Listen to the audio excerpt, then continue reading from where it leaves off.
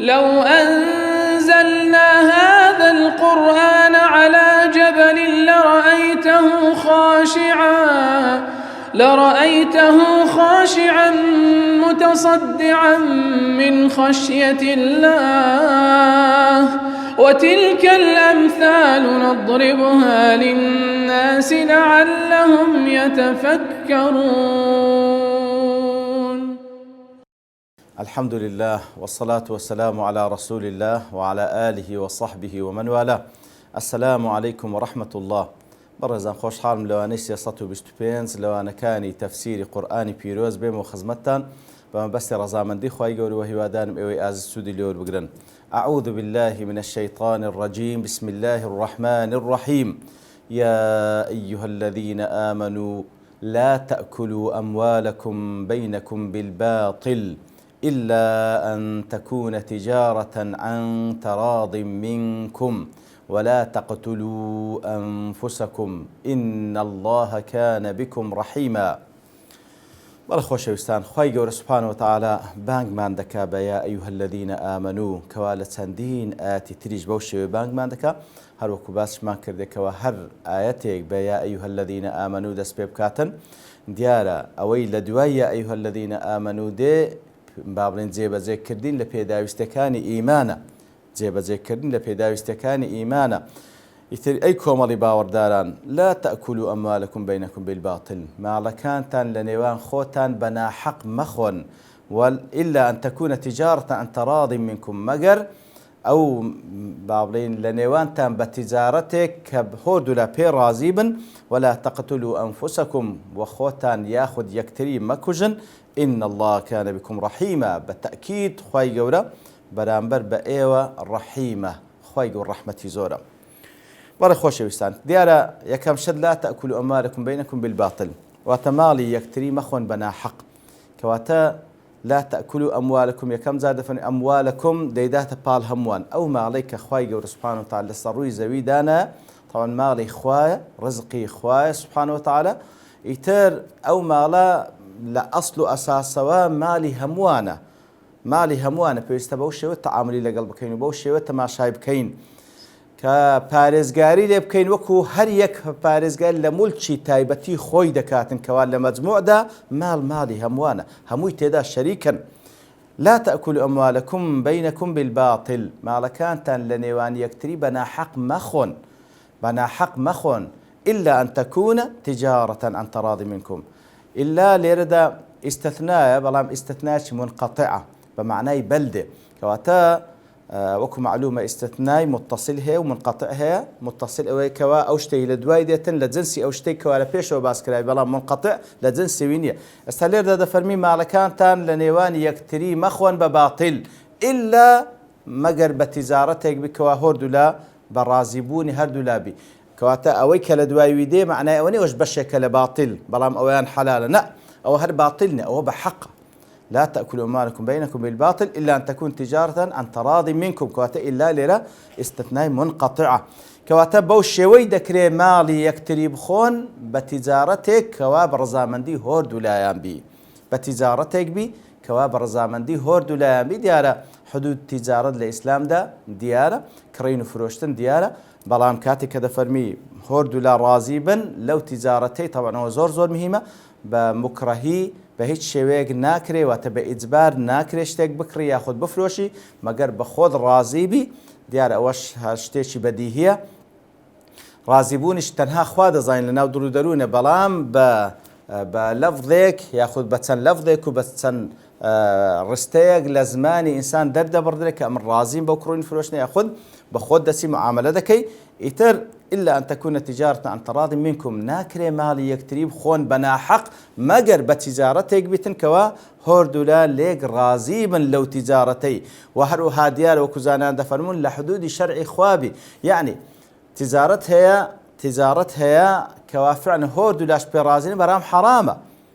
حرامە، وەکو تیجارەتکردنی شتێکی کە بە خۆی خودی خۆی حرام بی، تیجارەتکردنی عارەق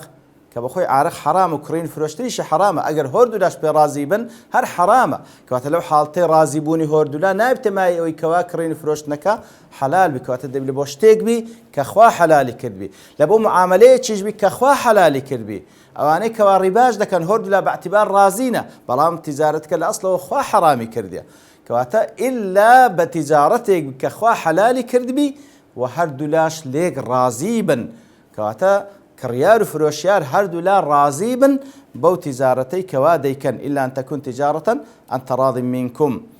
و دیارە لە غەیری ئەوەش لە غەیری تیجارەت وەکو گوتمە ئەو تیجارەتی کە خوا حلالی کرد لە بۆ ئەو شتێک کە خوا حلالی کردێ و ڕەزامەندی هۆردوولا لە غەیری ئەوەش دەکرێ ماڵی یەکتری بخۆن بەڵام کو دەخورێ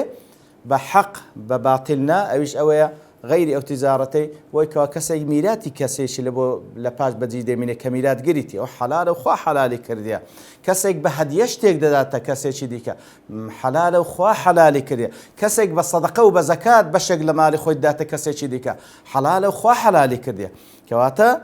ئەو شتانی کە خوا حلالی کردیە تەنها بەو شێوەی دەبی ماڵی یەکتری بخۆن ئەگەر نا بە باتیل و بە ناحەق ناکرێ بخۆن بە باتیل و بە ناحەق ناکرێ بخۆن کەواتە ناکرێت و کەسێک ئحراز بکەی وەرە بە زۆری دعوەتم کەوت لە شەرمی ڕوان بێ دعوەتت بکە کەسێک ئحراز بکەی وەڵام مناسبەکم هەیە ناچاری بکەی بێتن هەدیەت لۆ بینیت نەگەنا عیبدار دەبی ئیتر بەڕاستی پێویستە زۆر ئاگاداری ئەو شتانە بین بە ناحەق ماڵی یەکتری نەخۆین ئیلا ئەن تەکونە تیجارەت ئەن تەڕاضٍ ئەو تەڕاضیە لە ناو دڵە پێویستە فعلەن ئەتوی ئحرازی نەکەی و بەو پەر ڕەزامەندی خۆی بە یەک لەو شێوازانەی کەوا شەرع داینایە ماڵی یەکتری بخۆن ئەگەر نا حرامە ولا تقتلوا أنفسكم وهروها ولا تقتلوا أنفسكم بدوشي ولا قدرتوك والله أعلم هردوش تقريتو زۆرێک لە زانایان دەفەرمون ولا تقتلوا أنفسكم واتە یەکتری مەکوژن چونکە کوشتنی هەر کەسێک واتە خۆت کوشت بە تایبەتی کاتێکەوە بە ناحەق مەبەست لێرە کوشتنی بە ناحەق ولا تقتلوا أنفسكم وەکو لە سورة الحجرات دەفەرمێ ولا تلمزوا أنفسكم کەواتە عیب لە یەکتری مەبیننەوە واتە عیب لە خۆتان مەبیننەوە کەواتە ولا تقتلوا أنفسكم واتە یەکتری مەکوژن بە ناحەق لەبەرەوەی نفسی ئیمانداران کە وەکو پێغەمبەر صلی الله علیه و سلم دەکات كمثل الجسد الواحد ئیتر ئەتوکە کەسێک بە ناحەق دەکوژی واتە خۆت بە ناحەق کوشتیە وهروها ولا تقتلوا أنفسكم بەو معنایەش دێ وەکو مفەسرین لێشیان دایتەوە واتە خۆتان مەکوژن ولا تقتلوا أنفسكم واتە بە معنای انتحار دێ خۆتان مەکوژن ولا تقتلوا أنفسكم وەکو پێغەمبەری صلی الله عليه وسلم باسی کردە لە چەندین حەدیث کەوا کەسێک کە خۆی بکوژی سەبر لەسەر قەدەری خوای گەورە نەگریتن بە هەر سەبەبێک بیتن لەبەر ئەوەی بەڕاست خۆ کوشتن مانای ناڕازی بوونە بە قەدەری خوا هەر کەسێک خۆی بکوژیتن بەبێ ئەوەی کەوا باڵن بەو پەڕی دەسەڵاتی خۆی بە کامیلی ئیختیاری خۆی بەس لەبەر ئەوەی ناڕازیە بەو ژیانەی کە خوا لە بۆی دانایە ئەوە دیارە مەسیرەکە وەکو پێغەمبەر صلی الله علیه و سلم هەر کەسێک بە هەر شتێک خۆی بکوژی ئەوە بەردەوام بابن خوای گەورە سوبحانه وتعالە دەیباتە جەهەنەم و هەتایە بەو شێوەیە کە لە دنیای خۆی کوشتە بە بەردەوامی خۆی دەکوژیتەوە خوا پەنامان بدا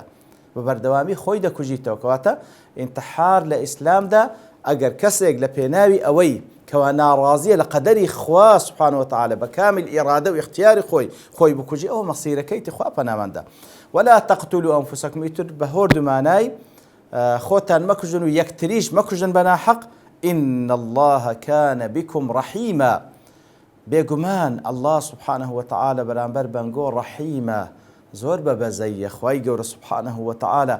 لە منطلقی ڕەحمەتە خوای گەورە تەوجیهتان دەکات کەوا ماڵی یەکتری مەخۆن ئیلا بە تیجارەتێکەوە هۆردوولا لێ ڕازی نەخۆت بەو شێوانەی کە خوای گەورە باسی کردێ و لۆمانی بەیان کردێ و هەروها خینی یەکتریش مەڕێژن و یاخۆت خۆشتان مەکوژن خوای گەورە سوبحانه وتعالى وەسیەتمان پێ دەکات بەرامبەر بە نەفسی خۆشمان خوا لە خۆمان بەڕەحمترە لە بەرامبەر بە نەفسی خۆمان هەروەکو پێغەمبەرەکەشی صلی الله عليه وسلم وەکو لە سورة الأحزاب دا دەفەرمی النبي أولى بالمؤمنين من أنفسهم سبحان الله پێغەمبەر صلی الله عليه وسلم لە ئیمانداران ئەولاتر و نزیکترە لە نەفسی خۆیان وخواش سبحانه وتعالى أرحم الراحمين خوا وصيت ما عندك كوايا خو ما نكوجين ويكتري نكوجين وخوا وصيت ما عندك مال يكتري بحرام نخوين مقربة عن تراض منكم برزامندي يكتري يتربوش شوازاني كباس ماكر يتلمو طلق رحمتي خواي جور سبحانه وتعالى بوش يوي وصيت ما عندك ومن يفعل ذلك عدوانا وظلما هەر کەسێک وا بکە ومە يفعل ذلك لە بۆ چ دەگەڕێتەوە لە بۆ ئاەتەکەی پێشترێ کەواتە لە بۆ ماڵ خواردن بە باتیل و بە ناحەق و هەروەها کوشتن هەر کەسێک وا بکاتن ومە يفعل ذلك عدوانا وظلما هەر کەسێک وا بکاتن لەو گوناهانی کە پێشووتر باسی کرد بە تەعەدا بە سنوور بەزاندن بە تایبەتی عودوان لە بۆ ئەوەی بەکارێنکەوە ئەتوو لە سنووری کەسێک لا بدەی و تەجاوز بکەی و بچی زڵمی لێ بکەی وەظڵمەن زڵمیش لە نەفسی خۆت بکەی کەواتە هەر کەسێک وا بکە ماڵێک بخوا بە ناحەق و یاخود کەسێک بکوژی بە ناحەق یان خۆی بکوژی ئیتر ئەوە تەعەدایە لە حەقی غەیری خۆت و هەروەها زڵمیشە لە نەفسی خۆت دەیکەی بۆیەوە معەڕەزی دەکەی لە بۆ عەزاب فسوف نصليه نارا هەر کەسێک وا بکاتن ئەوە فسوف لە بۆ داهاتوو دێ لە بۆ داهاتوو کەواتە لە بۆ قیامەتێ فسوف نصليه نارا نوسلی واتە ندخیله واتە هەر کەسێک وا بکاتن لەو گوناهانەی کە خوای گەورە نەهی لێکردن لە ئەکلی با بڵێن لە خواردنی ماڵی بە ناحەق و لە کوشتن ئەوە دەیبێنی ناو ئاگر خوا پەناماندا لێردا بە نەکیڕە باس کراواتە ئاگرێکی عەظیم فسوف نصليه نارا هەر کەسێک وا بکات دەیبێنی ناو ئاگرێکی گەورە خوا پەناماندا وكان ذلك على الله يسيرا وأوشيان واتبردني كسك لبونا وآجر بسبب أو جناه تاوانك كرديتي أحسان الله إخوي جور سبحانه وتعالى كسك نيك وحكم لسر خوابك والعياذ بالله خوا حاكم مطلقا إن تجتنبوا كبائر ما تنهون عنه نكفر عنكم سيئاتكم سأخوي جور دفنوي أجر بيتو تجتنبوا وتدور بكونوا لجناها جوركان تجتنبوا وتجناها جوركان با لجانبة شبن أنجوش دجانبة كم وات ليش هنزيق مبنوا ليش هنزيق مبنوا إن تجتنبوا كبائر ما تنهون عنه أجر دور كونوا لجناها جوركان كوانه تان لكرايا نكفر عنكم سيئاتكم لجناها جسك كان تان خوش دبين ديسرين وستري دكين سيئات ديالا بمعنى همو جناها شي جورو جسك دي بلام ليردا لو لسياق آتكي كما دم برامبر بكبيرة باسكرا أويان دكا صغيرة أجل لجناها جورا كان دور كونوا لجناها جسك كان تان خوش دبين وستري دكين نكفر عنكم سيئاتكم وندخلكم مدخلا كريما لجناها جسك كان تان خوش دبين دتان بين مدخلو تسونا ناو زيجاية كريم كتسونا ناو زيجاية كواد زيجاية ريز لينانا كتشين دريه بهشتي بانو برينا وندخلكم مدخلا كريما كبهشتي بانو برينا لبروي زيجاية ريز لينانا زيجاية كبسخاوتش تتبيدا بخشري خواهي قور بها ملاك من بخشي صالير دا كبيرة وصغيرة ديارة كبيرة وصغيرة قناهي قورو قسكا كاليرو لسندي زيجات كال ولا سندي فرمودي بيان صلى الله عليه وسلم باس لقناهي قورو قسكا كرا ديارة قناها كان فعلا قناهي قورو لسلوي هميان برياردين شريك لبو خوا والعياذ بالله أو ذا وكو أو بيان صلى الله عليه وسلم لسندين حديث باسي قناهي قوري كرديا السبع الموبقات لبون مونا أو حفظ قناهي كوا إنسان بهلاك دبا وكو السحر وكو تسندين قناهي كلوين دري باسي كردي وتسندين قناه والحاصل وكل ابن عباس ده برسن رحمة خوي لرازي بلخوي لبابي قناها جورا كان تنها أو حفتنا كبيغمبر صلى الله عليه وسلم باس كده لكشتني بنا حق ولا سحر لو بابتانك وباس كده تنها حفتة دفن بال كل حفتة لرواياتك بال كل حفصد نزيك نك حفتة بلان في أصوصهم لهر حديثك تنديني لو أنا باس كرديه وزوكو زانان كوازور أو لو بابتي بدور تفصيلي باز كان فرق بين قناهي جورا وقسكا يق لو تقسيم وتوزيعاني كوا زور بيع علماء لسرينا جناهي جوره هم أو هر يق لو جناحانية كوا خواي يقول حد لو دانا لدنيا ياخذ وعيد هرشي لو دانا لبو قيامت أو بيد قلت جناهي جوره مثلا لبون منا